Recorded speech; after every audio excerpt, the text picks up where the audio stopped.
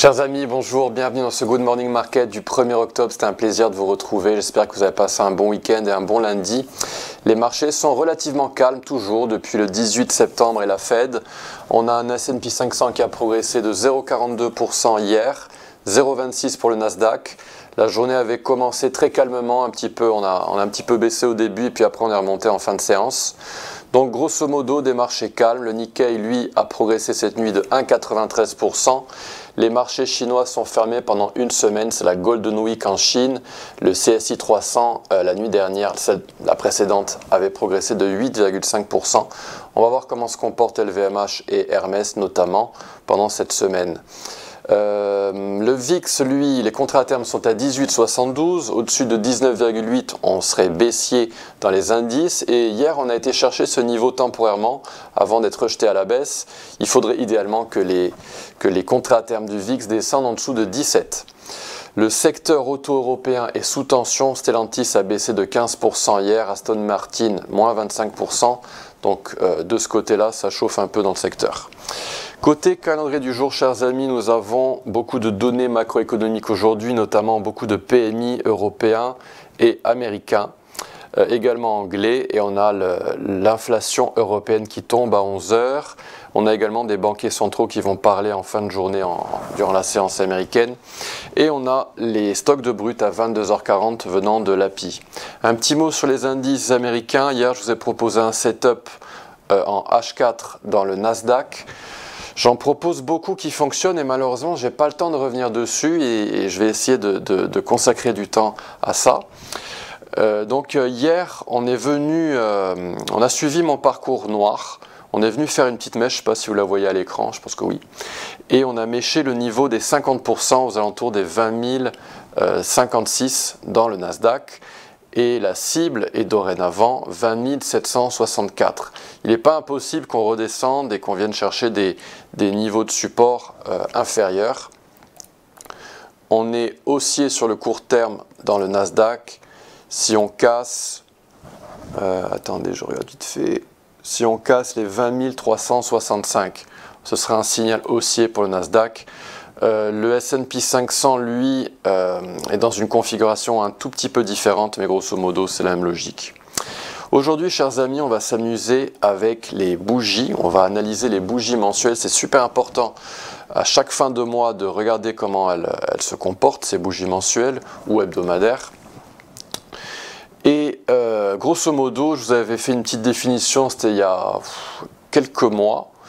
Grosso modo, on a un corps d'une bougie, bon ici il est en vert, on a une clôture qui se situe à ce niveau et une ouverture qui se situe à ce niveau.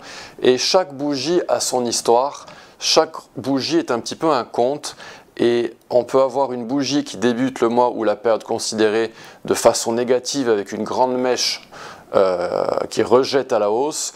Et puis finalement, on va clôturer de façon très haussière à la fin du mois. On peut avoir également des bougies qui traduisent de l'incertitude avec une mèche vers le haut ou vers le bas. Donc chaque bougie a son histoire et on va analyser les instruments que l'on suit régulièrement dans le Good Morning Market avec les bougies. Ici par exemple, dans le Nasdaq par le passé, on avait eu des marteaux inversés. C'est une bougie qui se présente ainsi, avec un corps de bougie relativement important, mais surtout une grande mèche vers le haut. Et donc on a vu des bougies baissières dans le Nasdaq au sein d'une grande correction. Et puis à un moment donné, on s'était relancé. Donc ça, c'était fin 2023, c'est juste un exemple. Alors, en mensuel, pour le S&P 500, ce qu'on peut dire, c'est qu'on a ces jolies mèches qui se sont dessinées vers la baisse. On a eu notamment la bougie du mois d'août qui a été au final très haussière malgré un pump impressionnant dans le VIX. Donc grosso modo dans les indices, pour l'instant, tout va bien. On a ces mèches qui se dessinent vers le bas. Donc on a ces mèches dans le S&P 500, dans le Nasdaq et également dans Nvidia. Par contre dans Nvidia, on a ces mèches aussi également vers le haut. Cela signifie qu'on a de l'indécision de Nvidia.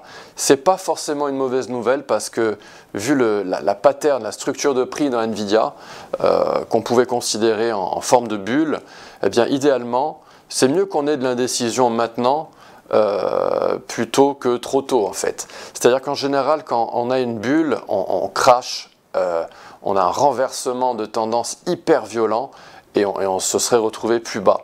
Dans le cas d'NVIDIA, vous le savez, on l'a analysé la dernière fois, on a une pattern en forme de triangle, donc c'est mieux ça qu'un crash. Et idéalement, il faudrait que cette indécision dure le plus longtemps possible pour qu'après on casse à la hausse. Je vous parle ici d'NVIDIA parce qu'NVIDIA tient un petit peu le marché en otage. C'est la 3e capitalisation mondiale et les indices NVIDIA ont un petit peu leur destin qui est lié. Dans le DAX, on a également ces bougies à la baisse. Par le passé, on avait eu ces bullish engulfing candles, bougies engloutissantes en français, et c'est a priori la marque de fabrique du DAX. Donc pour l'instant, voilà, comme pour les autres indices américains, les autres indices, on a des mèches à la baisse.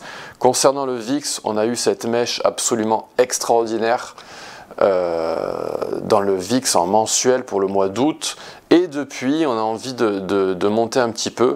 Donc attention, je vous le répète, il ne faut pas qu'on dépasse 19,8 pour rester haussier dans les indices et les actifs risqués. Quant à Bitcoin, c'est un petit peu la même chose que dans Nvidia. Lui, il montre ces belles mèches à la baisse. Idéalement, c'est bien qu'on temporise avant d'éventuellement de faire une dernière ligne droite et atteindre les 100 000 $. Quant au pétrole, lui est dans une tendance baissière matérialisée par ces Free Black Crows, ces 3 bougies baissières rouges en mensuel. Donc ça traduit vraiment une tendance baissière en mensuel. Quant au Natgaz, alors lui, il essaye d'invalider un Gravestone Doji, ce qui serait haussier, mais il a encore du chemin à parcourir. Pour l'instant, tout va bien dans le Nasdaq. Il essaye de casser des résistances, notamment géométriques et de Fibonacci. On va le surveiller ces prochains jours, car il pourrait être intéressant. Quant au gold, on finit avec le gold.